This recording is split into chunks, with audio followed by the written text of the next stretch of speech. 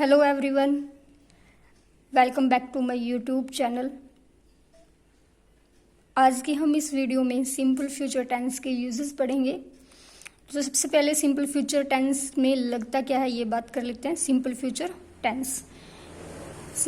Tense में helping verb के तौर पर शैल या फिर विल प्लस वर्ब की फर्स्ट फॉर्म का यूज होता है।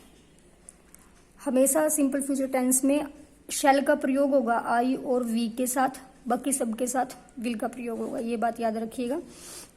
तो यूजेस की तरफ चलते हुए सबसे पहले यूज नंबर फर्स्ट करते हैं। यूज नंबर फर्स्ट बिल्कुल आसान है, to show future. To show future, अगर फ्यूचर में होने वाली किसी भी बात को हमें शो करना है तो हम लोग फ्यूचर टेंस का प्रयोग करेंगे। जैसे कि आई शैल राइट ए लेटर, मैं एक पत्र लिखूंगा। My brother will arrive at 6 o'clock। ठीक है, जो मेरा भाई है वो 6 बजे आ जाएगा। ये दोनों ही काम क्या है, फ्यूचर में होने वाले हैं। ठीक है, सबसे पहला यूज यही था। यूज नंबर सेकंड की तरफ। यूज नंबर सेकंड कहता है टू एक्सप्रेस स्पीकर्स, मतलब जो बोलने वाला इंसान है, ओपिनियंस एंड अंजप्शंस।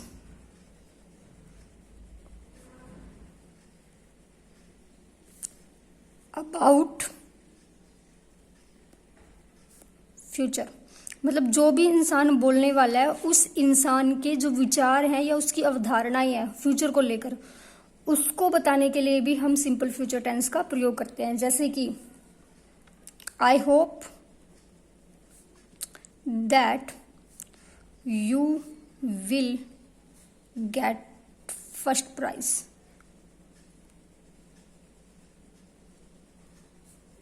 मुझे आशा है कि तुम्हें फर्स्ट प्राइज मिलेगा।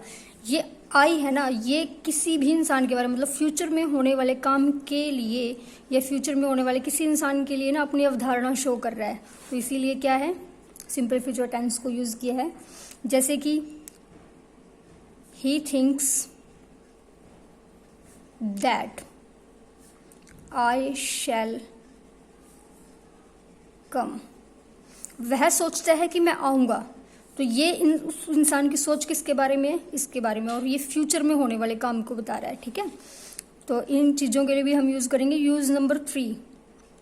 यूज नंबर 3 कहता है कंडीशनल सेंटेंसेस। ये चीज हम पहले भी कर चुके हैं, लेकिन फिर भी रिपीटेड तौर पर हम एक बार फिर कर लेते हैं। जब मैंने आप लोगों को सिंपल फ्यूचर टेंस करवाया था, सिंपल प्रेजेंट टेंस करवाया था, उसमें कंडीशनल सेंटेंस बिल्कुल सेम यही था कि अगर आपको किसी भी सेंटेंस में इफ मिल जाए प्लस सिंपल प्रेजेंट मिल जाए तो उसके साथ हमेशा सिंपल फ्यूचर ही बनेगा। ठीक है, ये तब हमने बात की थी कि यहां पर आपको सिंपल फ्यूचर दिया मिलेगा तो आप लोग क्या करोगे, सिंपल प्रेजेंट को यूज करेंगे। आज हम बात कर रहे हैं कि अगर आपको इफ मिल जाए, सिंपल प्रेजेंट मिल जाए, तो आप लोग उसके साथ में सिंपल फ्यूचर का प्रयोग करोगे। जैसे कि शी विल कम, वह अवश्य आएगी। इफ यू कॉल हर, अगर तुम उसे बुलाते हो तो वह अवश्य आएगी। ठीक है, देखो यहां पर क्या है, इफ मिला है, सिंपल प्रेजेंट है ये, और उसके बाद क्या मिला हमें, सिंपल फ्यूचर टेंस मिला। ठीक है, ऐसे करके आप याद कर सकते हो। सिंपल सा है, 2 जगह पे यूज हो रहा है ये। जैसे कि इफ इट रेन्स, अगर बारिश होती है। द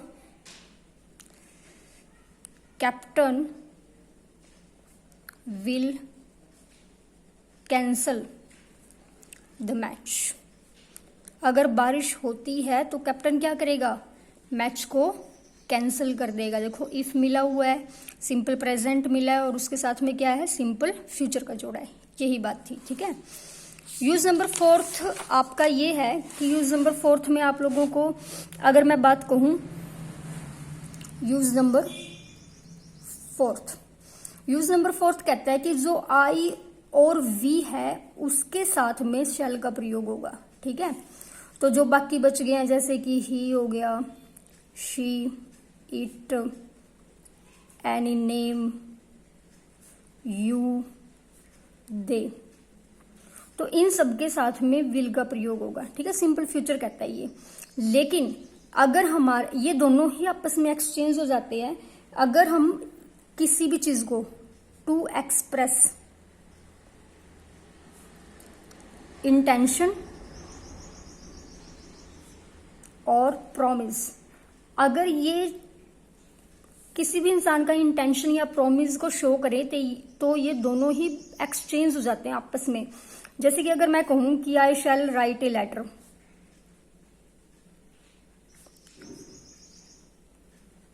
ठीक है, तो इसका मतलब है मैं पत्र लिखूंगा।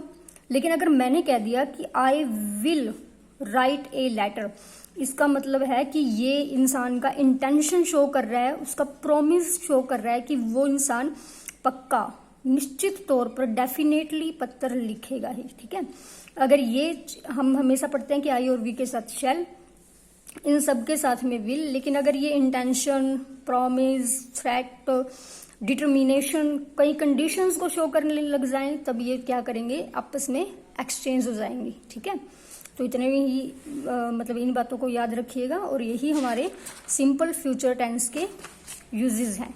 अब करते हैं future continue tense.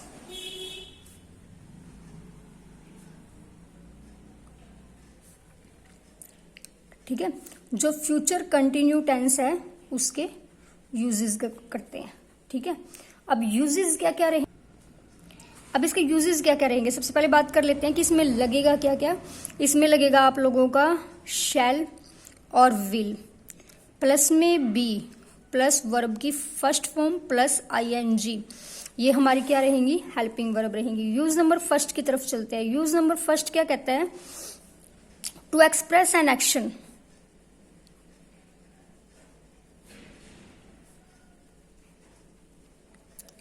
which is expected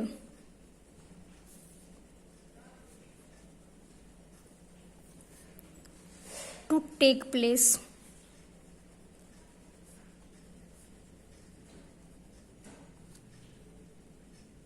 in the normal course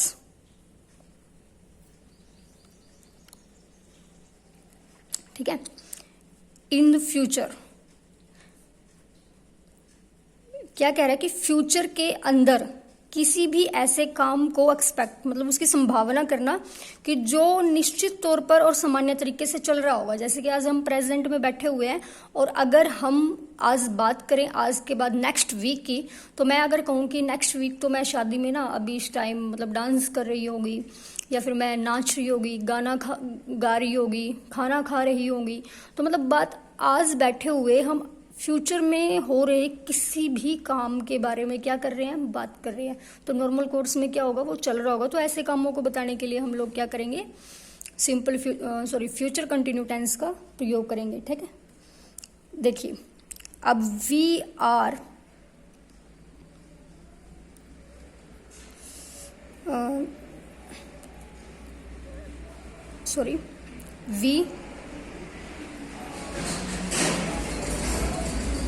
we shall be seeing the manager tomorrow। अब देखिए ये क्या कह रहा है कि हम लोग कल मैनेजर से मिलेंगे। अब हम इसी सेंटेंस को ऐसे भी लिखते हैं, we are seeing the manager tomorrow.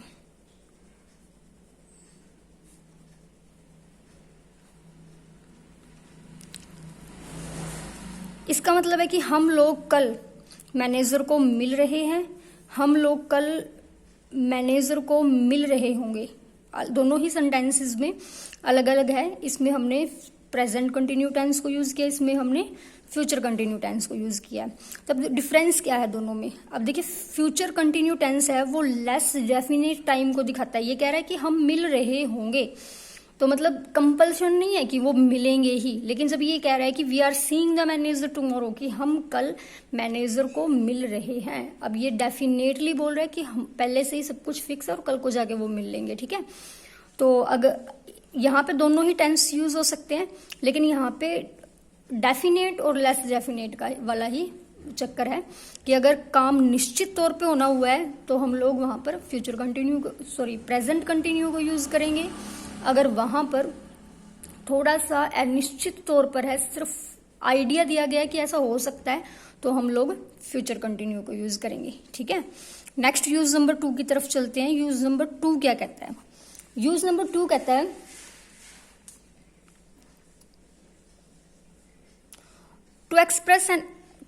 To express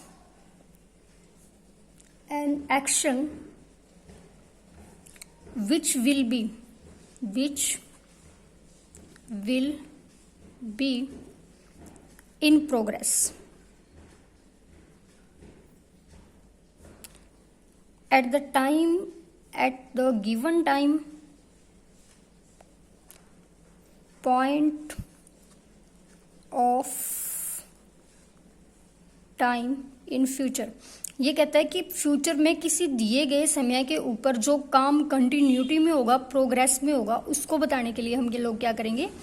future continue tense को प्रयोग करेंगे। ठीक है, जैसे अब देखिए ये क्या कह रहा है, व्हेन यू रीच शिमला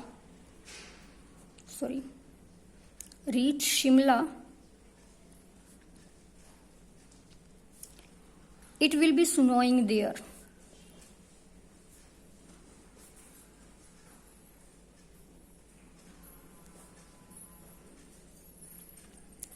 अभी देखिए ये कह रहा है कि जब आप शिमला पहुंचते हो तो वहां पर क्या हो रही होगी?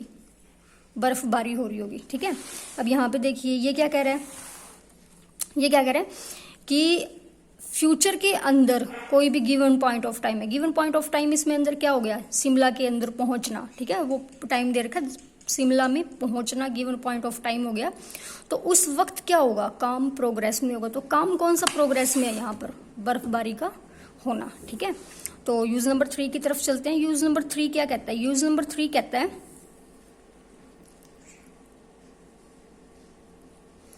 अगर हम लोग फ्यूचर कंटिन्यू टेंस को इंटेरोगेटिव सेंस में यूज करते हैं तो वो हमेशा ही हमारी पोलाइट रिक्वेस्ट या इक्वेरी को, मतलब अपने अंदर के किसी भी क्वेश्चन को जानने के लिए यूज होगा। ठीक है, तो इसकी सीधी एग्जाम्पल कर लेते हैं, मैंने आपको बताई दिया है, जैसे कि विल यू बी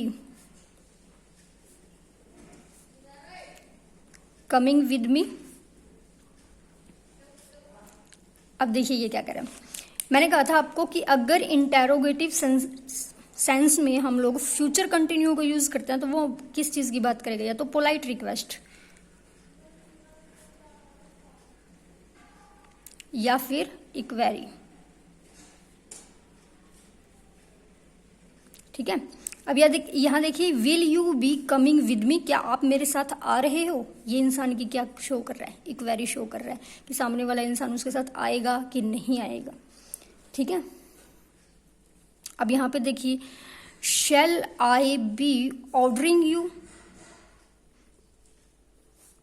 क्या मैं आपको हुक्म दे रहा हूं, दे सकता हूं या दे रहा हूंगा?